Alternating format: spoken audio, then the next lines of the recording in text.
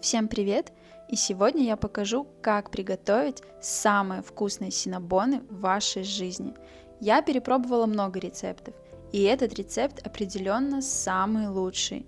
Ароматные, мягкие, воздушные, пропитанные сливочным кремом, оторваться просто невозможно. Они готовятся из дрожжевого, но не сложного теста. Давайте же приступим к приготовлению. А начнем мы с приготовления опары.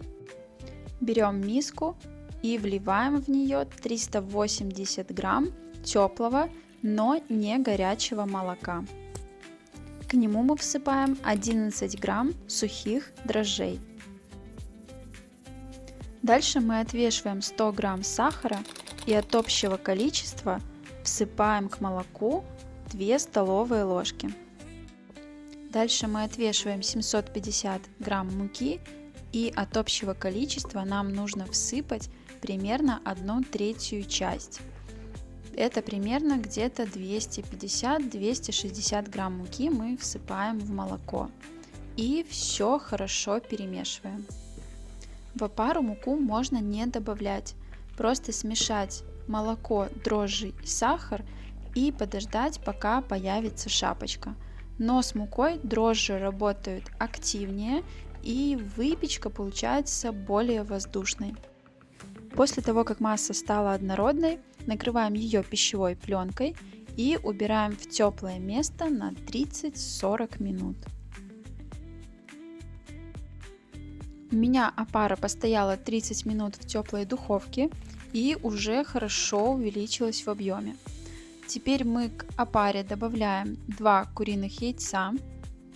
После этого всыпаем оставшийся сахар и вливаем растопленное сливочное масло 120 грамм. Главное не горячее. Если оно горячее, то лучше дайте ему немного остыть. И теперь будем всыпать муку. Ее нужно всыпать постепенно, примерно 3-4 захода. После каждого всыпания хорошо вымешиваем муку руками. Каждую неделю на нашем канале выходит новое видео простых, домашних и вкусных рецептов. Обязательно подписывайтесь, чтобы не пропустить.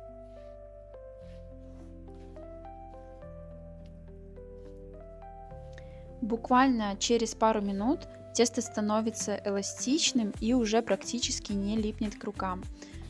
И продолжаем его дальше вымешивать еще примерно 7-10 минут до однородности и такой хорошей эластичности. И на данном этапе советую больше муки не добавлять. Если будет тесто немного прилипать, ничего страшного, лучше добавьте ложку растительного масла, но не муки. Когда на тесте уже появились такие видимые пузыри, это значит, тесто уже вымешано и готово, больше замешивать не нужно.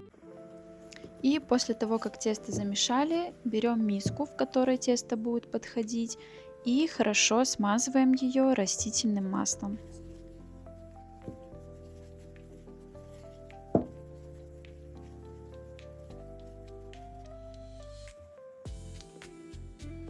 Кладем в нее наше тесто, накрываем пищевой пленкой и убираем в теплое место на час-полтора. Если хотите ускорить этот процесс, то поставьте слегка теплую духовку, предварительно разогрев ее на 50 градусов и выключить. Оставить там, и тогда тесто подойдет гораздо быстрее, буквально 30-40 минут. И пока наше тесто отдыхает, приготовим начинку. Для этого нам понадобится 100 грамм белого сахара и 100 грамм коричневого сахара. Дальше мы всыпаем 20 грамм корицы и все хорошо перемешиваем. Если у вас нет коричневого сахара, ничего страшного, просто возьмите 200 грамм обычного белого сахара, на вкус это никак не повлияет.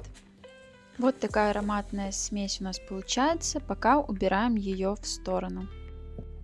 У меня тесто постояло 30 минут в теплой духовке и хорошо поднялось. Смазываем руки растительным маслом и достаем наше тесто из миски. Немного его обминаем.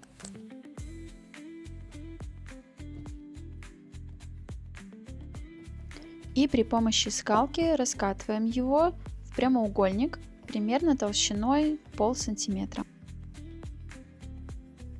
Дальше мы берем 100 грамм хорошо размягченного сливочного масла и смазываем весь пласт теста. Я смазываю палеткой, вы можете смазать ложкой или, может быть, вам будет удобнее смазывать рукой. После того, как масло равномерно распределили, следующий слой идет у нас сахар с корицей. Присыпаем каждый кусочек теста. Я показываю, как приготовить классические синнабоны, но можно немного разнообразить и добавить томленое со сливочным маслом яблоки. Сахар с корицей можно распределить рукой, чтобы все было равномерно.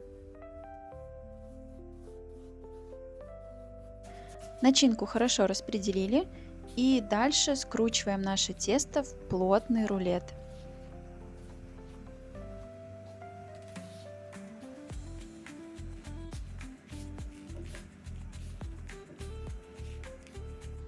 Кладем рулет швом вниз, подготавливаем противень, застеленный пергаментом, и нарезаем на кусочки наши будущие синнабоны ножом, либо можно нарезать ниткой, если вам так будет удобней. И сразу же кладем их на противень. Ширину делайте примерно 3-4 сантиметра. Выкладываем на противень на расстоянии друг от друга примерно 1-2 сантиметра.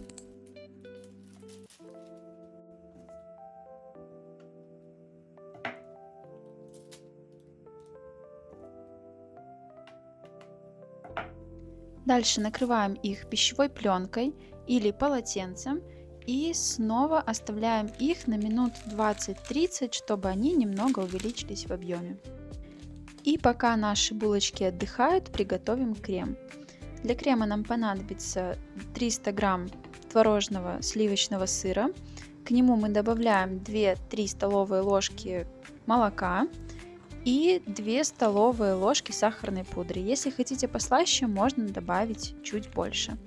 И дальше перемешиваем все с помощью лопатки до полного объединения. Вот такой красивый однородный крем у нас получается. Пока наши булочки будут выпекаться, пускай крем немного постоит, чтобы творожный сыр стал более мягким и нам было его удобнее наносить на наши булочки. У меня булочки постояли 20 минут и уже хорошо подошли. Снимаем пищевую пленку и выпекаем при 180 градусах 15 минут. Прошло 15 минут, булочки уже хорошо схватились, и сейчас смазываем сливками 10-20% жирности. Очень хорошо смазываем каждый синнабон, это сделает их более насыщенными и сочными. После того, как хорошо смазали булочки внутри и по бокам, отправляем их в духовку допекаться еще на 10-15 минут. У меня прошло 20 минут, синнабоны готовы, и сразу же, пока они еще горячие, смазываем их кремом. Обязательно они должны быть горячие, чтобы крем пропитал синнабоны.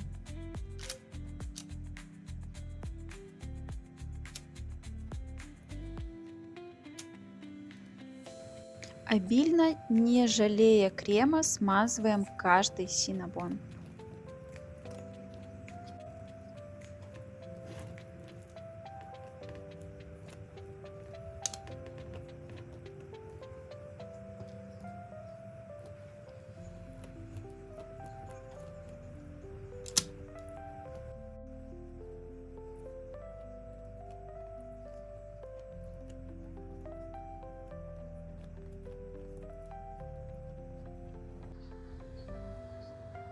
Ну что, синнабоны готовы, и пока они еще горячие, ставьте чайник, приглашайте семью за стол. Я вас уверяю, такие булочки обязательно порадуют вас и ваших близких. Обязательно пробуйте приготовить по этому рецепту, потому что они получаются невероятно нежные, воздушные, мягкие. И самое главное, что они готовятся очень просто. С таким тестом справится любая хозяйка. Приготовьте все точь-в-точь Я уверена, их вкус вас удивит. И, конечно же, переходите на наш канал, потому что каждую неделю у нас выходит новое видео простых, домашних и вкусных рецептов. Обязательно подписывайтесь, чтобы не пропустить.